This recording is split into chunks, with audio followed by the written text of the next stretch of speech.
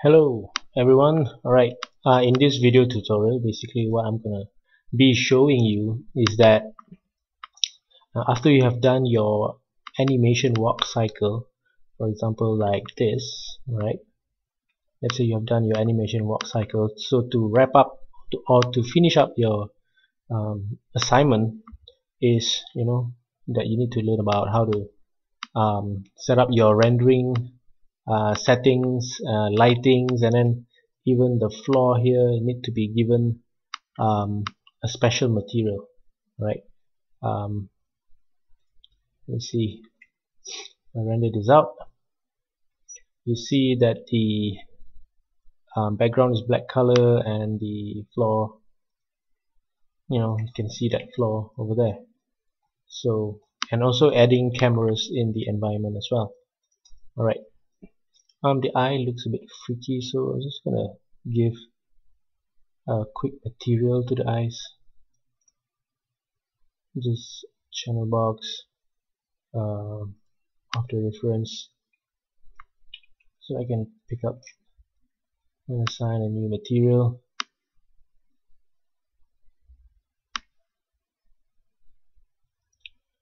Let's give this a blend with just a white color. Alright, so when I render this out, I'll get it to be white color. Alright, that will do for now. Okay. So I'm gonna rearrange this. So this is my outliner. Right. So first thing is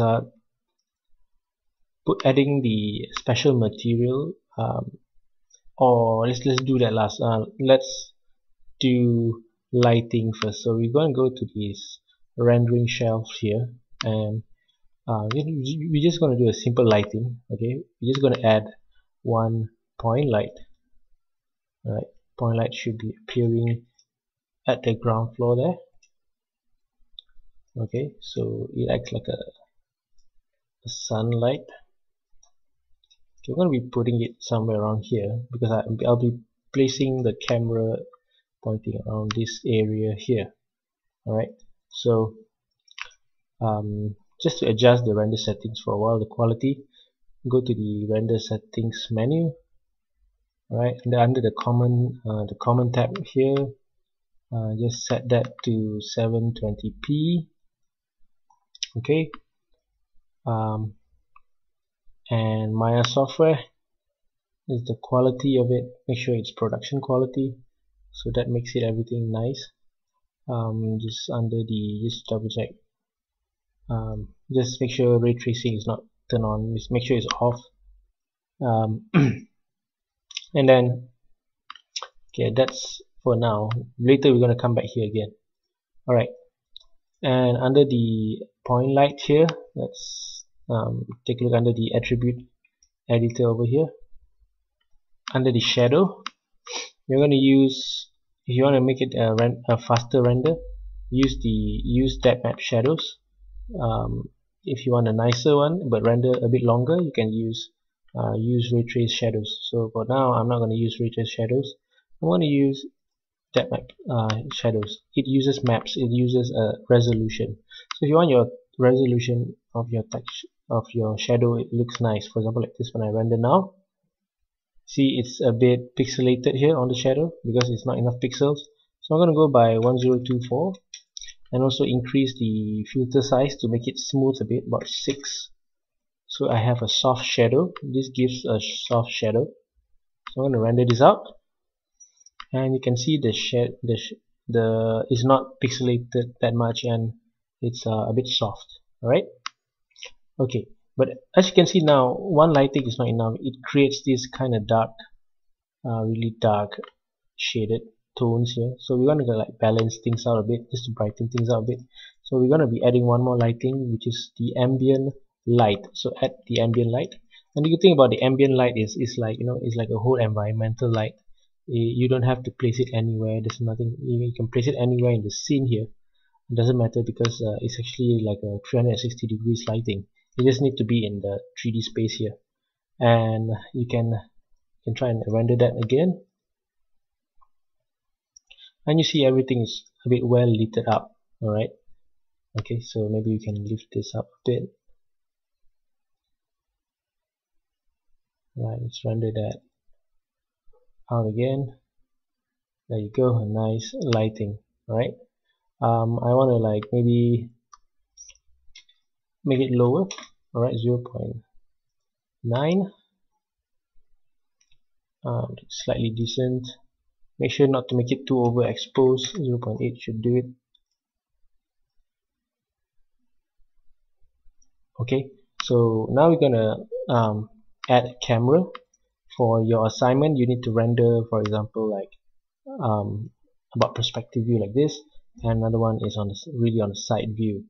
Okay, we're gonna add a camera here by adding this camera. It's a free camera, so it's on the floor there. The moment you click on it, so we are gonna like, we're gonna change this view a bit into like a 2 view. All right, so I'm gonna go to the 4 view mode here and just quickly change things out over here. So from this being a top view, I'm going to change this into the camera view. Okay, right now it's looking at nothing because it's pointing at nothing. So I'm going to be moving the camera and rotating it. See, now I can see this wireframe, so just click on this one, shaded view, and alright, so you can adjust it here. And also another thing here is this is not 720p resolution, so if you want to crop this down into a 720p resolution, just click on this resolution gate here.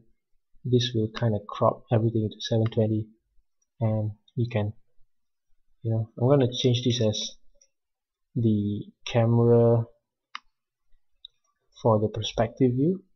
So I'm going to name this camera cam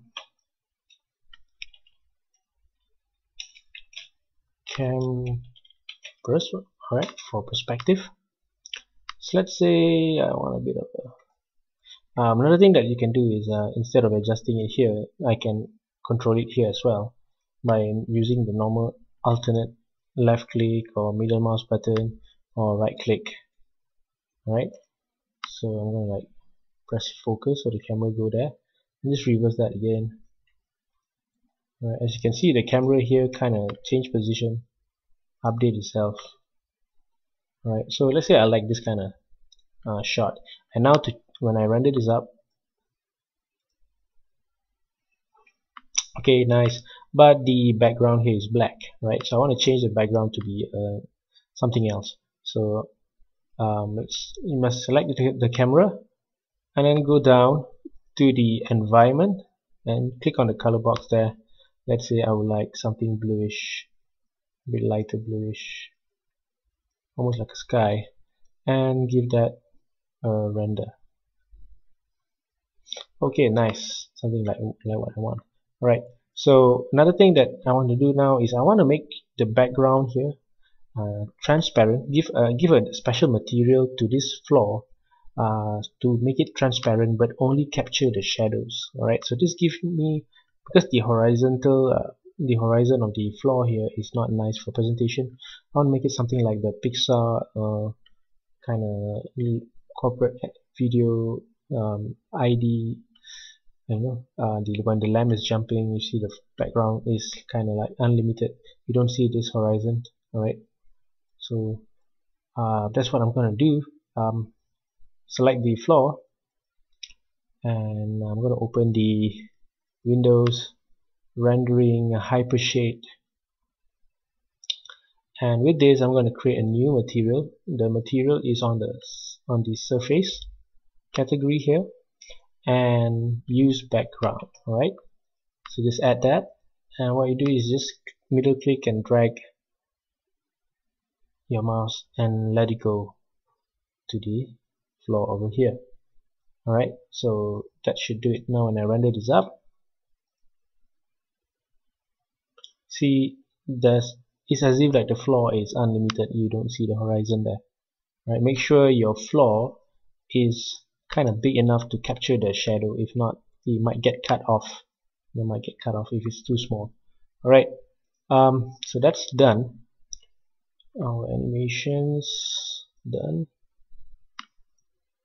Alright, so what we're going to do now is we have a camera here. You can add another camera by just control D and just move this for, so I'm going to change this into the camera 2.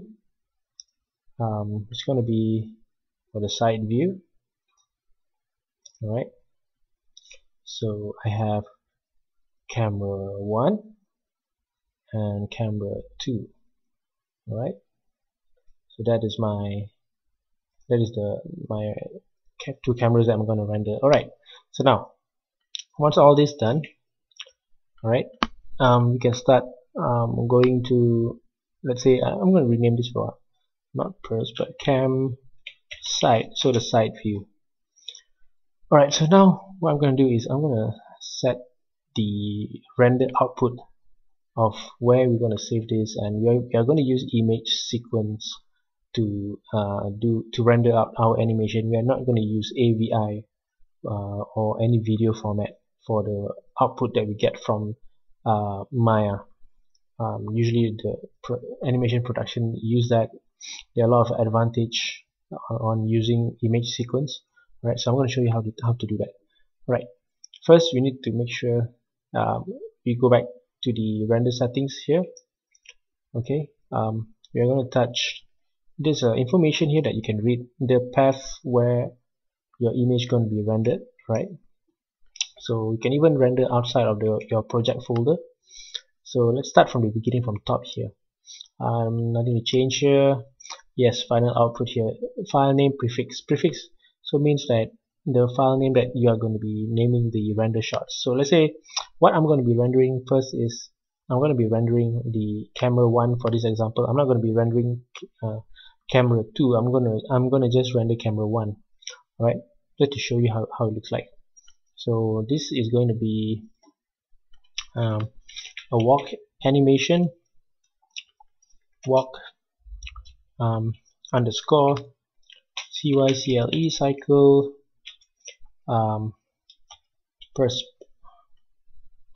perspective, or you can put cam 1 if you want to, as long as you understand your own workflow. Image format, I'm just going to use JPEG. The quality is still okay, so it's going to be a lot of JPEG sequence there. And frame animation, okay, right, this is the different thing here. If you choose this one, it will just render single frame, just one frame, just one from here. It's not going to be an animated sequence. So you want to change, you can use several other types like this one and this one, but for this one I'm going to use the last one that is highlighted here, name underscore hashtag dot external. This is the external, I mean extension, ext is for extension, so the numbering sequence. So I'm going to use this, and as you can see that the frame range is now active. Just now it was grayed out, so I'm going to change this to starting from frame 1 to render to frame 100, and by frame of course you choose one frame at a time. And okay, this is where renderable cameras, where we choose to render, which camera we choose to render. I'm going to use camera 1. Okay, right, and let me check that again. This one, oh, I think, yeah, I just made a mistake, so don't rename it here. Actually the best thing is to name it at the, what I call this, the outliner here. So it's just like copy paste, copy, and actually just double click will do, but I think because of the recording it show me some problem. So okay, I just select this, go here, camera, and just paste it here. Alright, now it's the same. So now it's changed to campsite, and this one copy paste there. So now actually if you just double click it, you can actually rename it, but maybe there's an error with my recording software. Alright, so now let's go back to the render settings here. Let's take a look under renderable camera. Now we're going to choose Let me just close this first just to refresh the menu again. Now camera perspective, yes, cam perspective. Okay, this is what we want. Cam perspective. Remember cam perspective. We have already set the size, and that's about it. Alright, just one more thing is the destination where we want to save the render image sequence. So we're going to go to the edit, change project image directory. It will open the project window that you can actually find here, and actually under images over here is where your rendered file will be. So I'm going to change this directory by clicking on the folder here and go to my, let's say I just want to render it in my desktop. Let's see. Alright, so this is my desktop here. I'm going to put in what I call this, make a folder. Yes, of course, make a folder, put there walk underscore CYCLE underscore cam persp. Alright, so just copy this, copy, and go select the folder. Alright, so walk cam, this is now it will render to this location. So press accept, and we are done. So let's double check. Camera perspective correct, close. At this point of time, at this point of time, so you can have all this set up already, and we can start to do the rendering. So we're going to do the rendering by going into the under the rendering menu, and then go to render, and then do a batch render. Don't worry about the camera because we already set which camera to render under here. Alright, under here.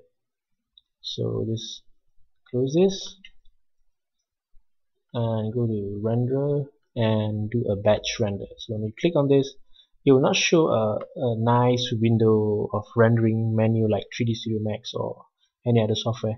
It will just run on the background behind. You don't see it, but you can follow the progression by looking at this option down here. Alright, so it says it's rendering, and you can also check by going to the folder. Alright, so I'm going to open the folder, and let's see, where's my folder? There you go, and you can see there's a lot of images being created, and you're going to add more as it's finished rendering down here. You can see the progression over here. Something wrong there? You might want to have a look at that. Oh, it's actually okay. You need to refresh. I don't know. Alright, so you can see when I hit on the movement here, it moves one at a time. Alright, so then you can bring all these images here as a numbered still inside of Adobe Premiere to actually compile this video into, to compile this image sequence into a video, and make sure it runs under the frame rate that you choose. I've already shown you how to do that in Adobe Premiere, and you can also do that same thing in After Effects also. Alright, so now you have it. It will render until finished, and yep, so that's about it. Then if you want to change to other cameras after you finish rendering the first camera just now, you can just go to the render settings again, go to your projects, just go to your images here and click the folder, just choose another directory. Let's say this is a walk cycle.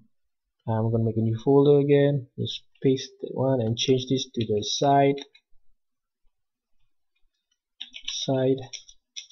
Alright, so this will be to render on the side view. Press accept, change the camera to side view, and just name it here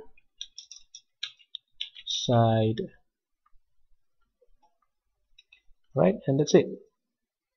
You can just go back to, once it's finished rendering, you can go to batch render and click again, and it will render the whole thing there. And yeah, I've already done this. So now I've already done the perspective animate rendering till finish. And there you go. Hopefully you can wrap this up, wrap your assignment, and pass up to me on time. Alright, see you guys. Bye bye.